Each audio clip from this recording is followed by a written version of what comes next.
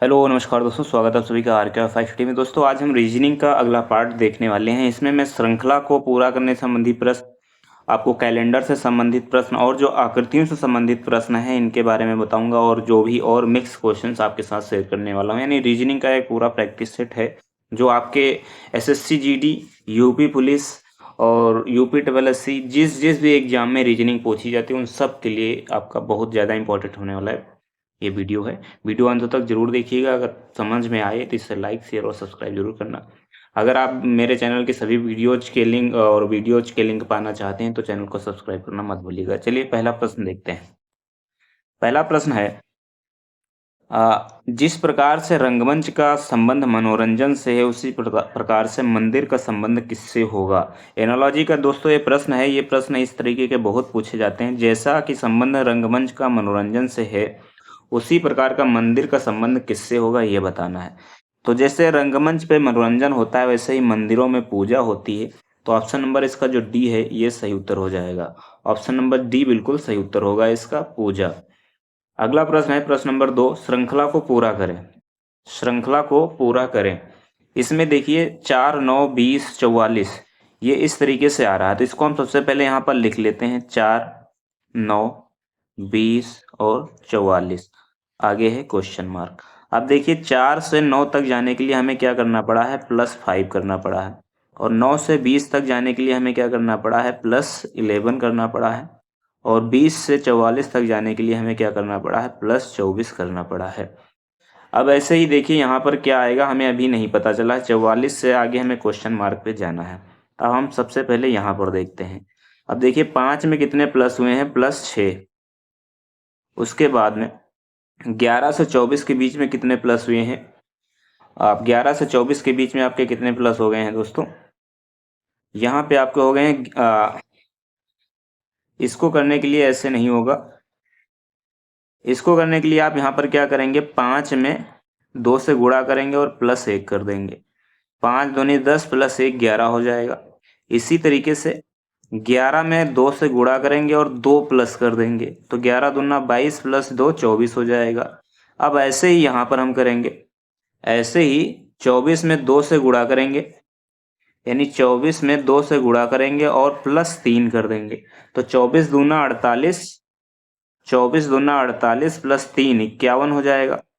यानी कि 51 में 44 अगर हम जोड़ देंगे, 51 में 44 जोड़ देंगे तो हमारा उत्तर आ जाएगा 4 1 5 हो जाएगा, 5 4 9 हो जाएगा, यानी 95 इसका उत्तर हो रहा है। तो 95 ऑप्शन नंबर किसमें दिया गया है, 2 में दिया गया है। तो ऑप्शन नंबर 2 इसका सही उत्तर हो जाएगा। प्रश्न नंबर 3 देखते हैं। दोस्तों वीडियो अगर पसंद आए तो लाइक करना मत भूलिएगा, जिससे कि आपको हमारे जो कुछ इसमें मेरा जो बनाने का औचित्य है वो भी पूरा हो सके। बताना है कि दिए गए चित्र का जल प्रतिबिंब कैसा होगा। प्रश्न आकृति आपको यहाँ पर दी गई है। दोस्तों जो जल प्रतिबिंब होता है, जो जल प्रतिबिंब होता है वो आपको यहाँ पर उल्टा दिखाई देता है। जैसे कि मान लीजिए कोई एरो है, आपको ऐसे ऊपर से है सही सही है, लेकिन अगर आप जल में देखेंगे तो यही एरो आपको ऐसे दिखेगी, यानी सीधा उल्टा हो जाएगा। तो ऐसे ही जैसे कि आपको यहाँ पर ये 2 चीज़ें दिख रही हैं, 2 ये जो है कोने भरे हुए दिख रहे हैं, तो जब आप इसे जल में देखेंगे तो यही उल्टा होकर आपको यहाँ पर आ जाएंगे, यानी कि ये वाले दोनों भरे हुए दिखाई देंगे। तो ऐसे कौन से हैं जिसमें ये वाले भरे हुए दिखाई दे रहे हैं, तो आपको देख रहे होंगे ये इसमें नहीं है, इसमें नहीं है, और इसमें जो है आपका उल्टा हुआ भरा हुआ दिखाई दे रहा है। तो ऑप्शन नंबर सी इसका सही होगा, जल प्रतिबिंब जो है सही ऑप्शन नंबर सी हो जाएगा। प्रश्न नंबर 4 है, दिए गए चित्र में त्रिभुजों की संख्या ज्ञात करिए। बहुत ही आसान प्रश्न है, इससे ज़्यादा इसमें गलतियां नहीं होनी चाहिए। देखिए सबसे पहला आपका त्रिभुज एक ये हो जाएगा, दूसरा आपका ये हो जाएगा, तीसरा ये हो जाएगा, चौथा ये, और पांचवा जो हो जा ये आपका पांचवा हो जाएगा। तो कुल मिलाकर इसमें त्रिभुजों की संख्या कितनी है, 5 है। तो 5 ऑप्शन नंबर 4 में दिया गया है, तो ऑप्शन नंबर 4 इसका सही उत्तर होगा। प्रश्न नंबर 5 है, उस विकल्प का चयन करें जो दी गई चित्र श्रृंखला में खाली स्थान पर आएगा।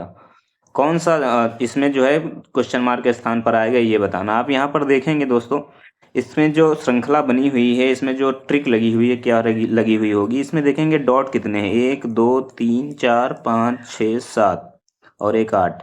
इसमें 8 हैं, फिर 1 2 3 4 5 6 7, यानी इसमें 7 हैं, इसमें 8 हैं। अब इसमें 6 होने चाहिए, 1 2 3 4 5 6, इसमें 6 हैं, यानी कि यहाँ पर 5 होने चाहिए। ये यहाँ पर 4 हैं, यहाँ पर 4 हैं, यहाँ पर 3 है, यानी यहाँ पे 5 होने चाहिए। 5 डॉट किस में है? 5 डॉट आपको इसमें दिखेंगे, 1 2 3 4 5। तो ऑप्शन नंबर जो 2 है ये सही उत्तर हो जाएगा। प्रश्न नंबर 6 देखते हैं, अनुपस्थित पद का पता लगाइए। यानी जो यहाँ पर स्थान आएगा, जो पद आएगा उसे हमें बताना है। देखिए जैसे रामा है, रामा को क्या लिखा गया है? मारा लिखा गया है। रामा को मारा लिखा गया है, कैसे लिखा गया है? जो आपका इसमें गिनती अगर हम करेंगे तो 1 2 3 4 इस तरीके का होगा। तो जब हम इसे मारा लिखते हैं तो सबसे पहले 3 नंबर वाले अक्षर को लिखा गया, फिर 2 नंबर वाले अक्षर को लिखा गया, उसके बाद में 1 नंबर वाले अक्षर को लिखा गया और लास्ट में जो है वो आपका 4 नंबर लिखा गया है। तो सबसे पहले हमें 3 नंबर लिखना है मारा का इसमें। तो जब 3 नंबर लिखेंगे तो क्या आएगा? एम आएगा, फिर ए आएगा, फिर 1 नंबर पर आर है और लास्ट में 4 नंबर पे ए है। ऐसे ही सीता को लिखेंगे। तो जब सीता को हम गिनती कर देते हैं 1 2 3 4 में नंबरिंग करेंगे तो 3 पे आता है आपका टी, 2 पर आता है आई और 1 पर आता है एस और 4 पर आता है ए। तो तीसरा हो जाएगा। तीसरा ऑप्शन नंबर किसमें दिया गया है? 4 में दिया गया है, तो 4 इसका सही उत्तर होगा। 4 ऑप्शन नंबर जो है सही उत्तर हो जाएगा। प्रश्न नंबर 7 है, एक्स की ओर संकेत करते हुए वाई कहता है। ब्लड रिलेशन का दोस्तों ये प्रश्न है। ब्लड रिलेशन के प्रश्न आपको बहुत मिलेंगे आपके एग्जाम में। तो एक्स की ओर संकेत करते हुए वाई कहता है कि एक्स ही मेरी माँ के, एक्स ही मेरी माँ के, मेरी माँ मतलब किसके? वाई के। तो वाई की माँ, ठीक, वाई की माँ के एकमात्र बेटे, तो बेटा कौन है? वाई है, ठीक। बेटे का पुत्र है, कौन है बेटे का पुत्र? एक्स है। एक्स कौन है? वाई का पुत्र हो जाएगा। तो बताना है कि वाई एक्स का क्या है, तो वाई एक्स का क्या हो जाएगा? पिता हो जाएगा, यानी ये क्या है? पिता है। तो ऑप्शन नंबर इसका जो तीसरा है ये सही उत्तर हो जाएगा। प्रश्न नंबर 8 है, 15 फरवरी 2018 को गुरुवार है, तो 18 अप्रैल 2019 को कौन सा दिन आएगा? देखिए इसको हल करने के लिए आपको पता होना चाहिए जो लीप ईयर होते हैं, अगर एक लीप ईयर से दूसरे लीप ईयर में उसी तिथि में जाया जाता है तो एक दिन जो है बढ़ के आता है। जैसे कि मान लीजिए आज हमारा जो तिथि है वो मान लीजिए 15 तारीख है, 15 तारीख 2018 है। अगर हम 15 फरवरी 2019 में जाएंगे, 15 फरवरी 2019 में जाएंगे तो हमारा एक दिन बढ़कर आ जाएगा। तो एक दिन बढ़कर के आ जाएगी। अगर मान लीजिए आज गुरुवार है, आज गुरुवार है तो 15 फरवरी 2019 को कौन सा दिन आ जाएगा? शुक्रवार आ जाएगा, शुक्रवार आ जाएगा। तो ऐसे ही यहाँ पर देख लीजिए, यानी 15 फरवरी 2018 को गुरुवार है, तो 15 फरवरी 2019 को कौन सा दिन होगा? शुक्रवार हो जाएगा। बताना क्या है हमें? 18 अप्रैल 2019 को कौन सा दिन होगा। तो अब 2019 की फरवरी में कितने दिन बाकी रह गए होंगे? 13 दिन रह गए होंगे, क्योंकि फरवरी जो है लीप ईयर नहीं है तो इसमें 28 दिन की फरवरी होगी। उसके बाद मार्च आपका 31 दिनों का होता है। 18 अप्रैल तक हमें याद करना है, तो 18 को हम यहाँ पे जोड़ देते हैं। अब सबको अगर हम जोड़ेंगे तो 8 1 9 9 3 12, 12 का आपका 2 आ जाएगा, 1 3 4 4 1 5 और 1 6, 62 आएगा। 62 जो है, 62 को हम 7 से भाग करते हैं, तो 62 को अगर हम 7 से भाग करेंगे तो 7 8 56, 8 बार जाएगा और यहाँ पर कितने शेष बचेंगे? 6 बचेंगे, यानी 6 जो है आपके विषम दिन होंगे। 6 जो है वो क्या है? विषम दिन है। अगर आप जो एक सप्ताह में 7 दिन होते हैं और छठा दिन आपको बताना है शुक्रवार से लेकर, शुक्रवार से +6 कर देंगे। तो जब हम शुक्रवार से +6 करेंगे तो आपका गुरुवार उत्तर आ जाएगा। यानी अगर हम शुक्रवार में 6 दिन और जोड़ेंगे तो जो छठवां दिन होगा वो गुरुवार होगा। तो यानी 18 अप्रैल 2019 को कौन सा दिन आएगा? 18 अप्रैल 2019 को आपका गुरुवार आ जाएगा। अगला प्रश्न देखते हैं। प्रश्न नंबर 9 है, उस अक्षर का चयन करें जो समूह से संबंधित नहीं है। 4 अक्षर दिए गए हैं, P E I और O। पी, ई, आई और ओ 4 अक्षर दिए गए हैं। बताना है कि कौन सा समूह है जो समूह से संबंधित नहीं यानी भिन्न है, वो बताना है। देखिए यहाँ पर जो ई दिया गया है, आई है और ओ है, ये सभी क्या है? ये सभी क्या है? ये सभी स्वर हैं, स्वर वर्ण है। लेकिन जो पी है वो क्या है? वो पी एक व्यंजन है। तो पी सबसे ज्यादा भिन्न है, तो पी किस में दिया गया है? ए में दिया गया है। अच्छा, आप देखिए यहाँ पे ऑप्शन में क्या दिए गए? ऑप्शन 1 में बी है, ऑप्शन 3 में सी है, ऑप्शन 2 में ए है और ऑप्शन 4 में डी है। यानी ऑप्शन 2 में ए है, तो ऑप्शन 2 इसका सही उत्तर हो जाएगा। प्रश्न नंबर 10 देखते हैं। प्रश्न नंबर 10 है, कुछ बढ़ाई प्लम्बर हैं, कुछ बढ़ाई प्लम्बर हैं। बढ़ाई को हम बी से लिखते हैं, प्लम्बर को पी से लिखते हैं, ठीक। कुछ बढ़ाई जो है क्या है? प्लम्बर हैं।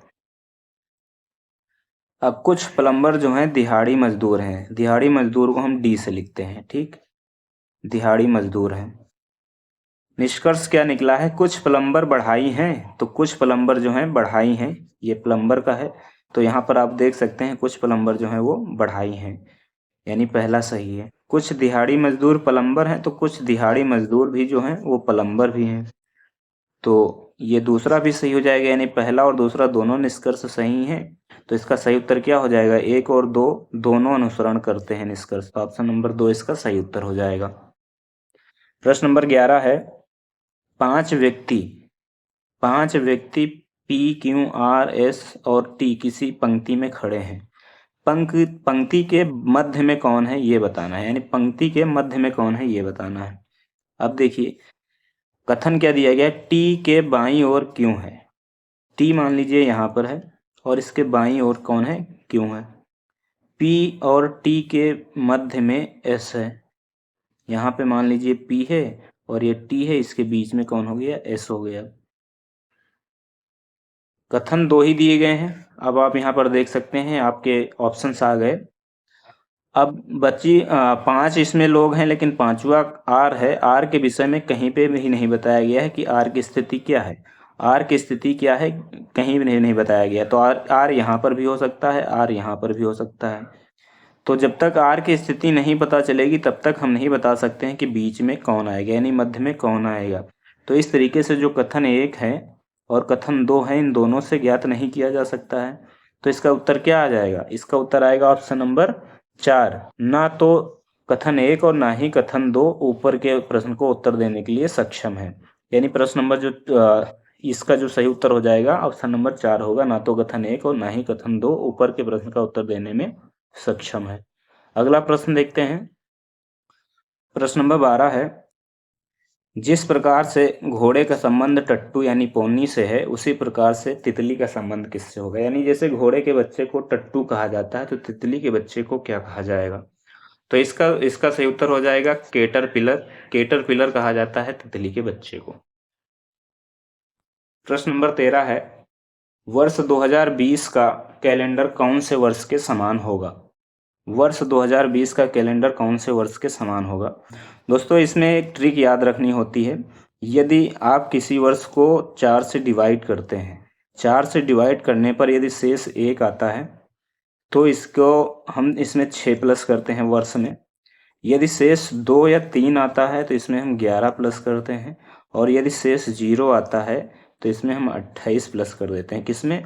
जिस वर्ष को हम भाग कर रहे होते हैं। अब देखिए 2020 को अगर हम 4 से भाग करेंगे, 2020 को अगर हम 4 से भाग करेंगे तो कितना आएगा? 4 पंजे 20, दोनों आपके यहाँ पे कट जाएंगे, और 4 पंजे 20, यानी 20 को अगर हम उतारेंगे तो फिर से हमारा दोनों कट जाएगा। शेष कितना बचेगा? 0 बचेगा। तो 0 बच रहा है, यानी 2020 में हमें कितना जोड़ना है? 28 जोड़ना है। तो 2020 में जब हम 28 जोड़ेंगे तो कितना आएगा? 2028 आएगा। 2028 किसी भी ऑप्शन में नहीं है, तो दोबारा फिर से हम 28 जोड़ देते हैं। 8 दूनी 16 हो जाएगा, 2 2 4, 1 5 हो जाएगा, और 2। अभी भी देखिए यहाँ पर कोई उत्तर नहीं आ रहा है, यानी कुछ नहीं है इसमें। फिर से 28 जोड़ते हैं हम। फिर से जब हम 28 जोड़ेंगे तो कितना आ जाएगा यहाँ पर? 8 6 14, और 5 2 7 1 8, और 2। 2084 भी नहीं है इसमें, कहीं पे गलत हुआ है। 8 2 2 4 होना चाहिए था यहाँ पर, ये गलत हुआ था। यहाँ पर हमने जोड़ने में गलती कर दी। जब हम 2020 में 28 वर्ष जोड़ेंगे तो कितना आ जाएगा यहाँ पर? 2020 में जब हम 28 वर्ष जोड़ेंगे तो 2048 आ जाएगा। और 2048 में जब हम 28 जोड़ेंगे तो कितना आ जाएगा? 8 दूनी 16, 8 दूनी 16, 6 4 2 6 और 1 7, 2076 आ जाएगा। तो 2076 आपका ऑप्शन नंबर 2 में दिया गया है, तो ऑप्शन नंबर 2 जो है इसका सही उत्तर होगा। 2076 इसका सही उत्तर हो जाएगा। प्रश्न नंबर अगला देखते हैं। प्रश्न नंबर 14 है, कथन दिया गया है IIM, IIT और IISc जैसे प्रमुख संस्थानों से निकलने वाले छात्रों को विदेशों में नौकरी और भारत से अधिक वेतन मिलता है। कथन दिया गया है, पहला कथन है, भारत में कंपनियों को विदेश में कंपनियों के वेतन बराबर भुगतान करना चाहिए। यानी जो विदेशी कंपनियां हैं उनके विदेशों में जो कंपनियां वेतन देती हैं उनके बराबर ही भारत में भी कंपनियों को वेतन देना चाहिए। ये नहीं हो सकता, क्योंकि वहाँ की अर्थव्यवस्था अलग है, भारत की अर्थव्यवस्था अलग है। दूसरा कथन दिया गया है, इन संस्थानों के छात्रों के विदेश जाने पर रोक लगा दी जानी चाहिए। ऐसा भी नहीं किया जा सकता, क्योंकि सबका अपना अधिकार है, जहां भी रहकर वो अपना जॉब कर सकते हैं। यानी पहला और दूसरा दोनों गलत हैं। तो ऑप्शन नंबर 1 में दिया गया है, ना तो 1 और ना ही 2 अनुसरण करता है। अगला प्रश्न देखते हैं। प्रश्न नंबर 15 है, निम्नलिखित में से विषम की पहचान करिए। विषम की पहचान करिए। वायु, दूध, मिश्र धातु और पानी। तो दोस्तों आप इसमें देख पाएंगे कि मिश्र धातु, दूध और पानी, इन तीनों को जो है हाथ से आप छू सकते हैं, जबकि वायु को नहीं छू सकते हैं। तो वायु जो है इसका सही उत्तर हो जाएगा। यानी वायु को सिर्फ महसूस कर सकते हैं, सिर्फ जो महसूस कर सकते हैं।